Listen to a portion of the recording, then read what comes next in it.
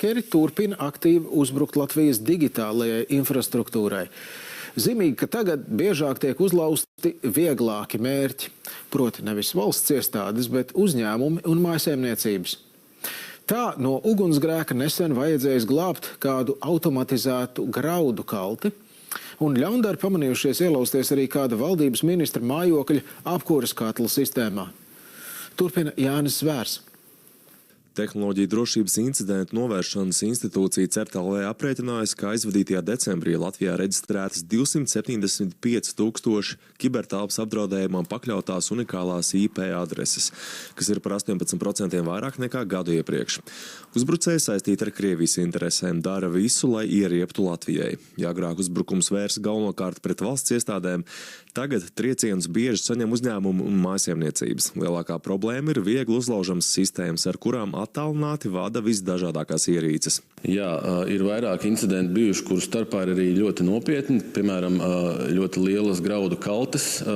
Infrastruktūra arī bija padarīta viedi vadāma, diemžēl nepareizi konfigurēta un šajā gadījumā ar Krievijas agresiju saistītiem aktīvistiem izdevās viņu ietekmēt tīmeklī un tos graudus faktiski panāk, ka tie sāk degt.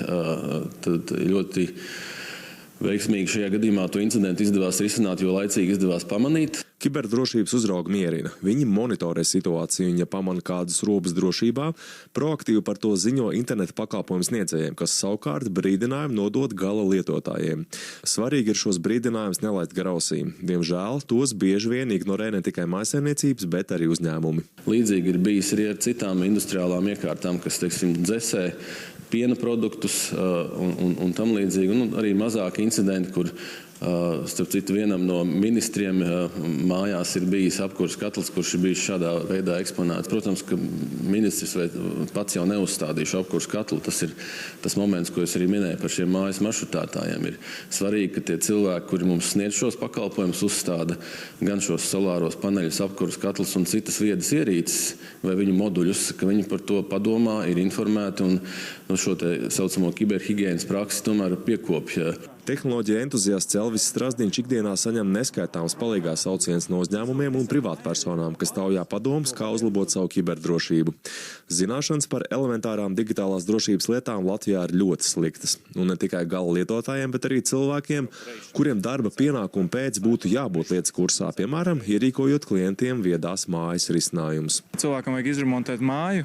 Viņš zvanīs visiem pēc kārtas, un kāds, kurš varbūt nav profesionāls, būs vienīgais brīvs, un to es novēroju arī bieži praksē. Viņš atnāk, ievelk elektrību, ieliek grīdu un vēl saliek arī visas drošības sistēmas slēdziens vispārējo, nesaprotot gandrīz neko no elektronikas un elektrības, un arī vēl vairāk no drošības. Līdz ar to, jā, mums tomēr tā ir problēma, un iespējams izeja ir tāda, ka cilvēkiem pašiem varbūt tas ir jāmācās. Rūpējoties par Latvijas kibertelpas drošību, CERT.LV piedāvā plašu ar kiberdrošību saistītu pakalpojumu klāstu, tostarp DNS ugunsmūri, aktīvās aizsardzības bezmaksas rīku, kuru var lejuplādēt CERT.LV mājaslapā.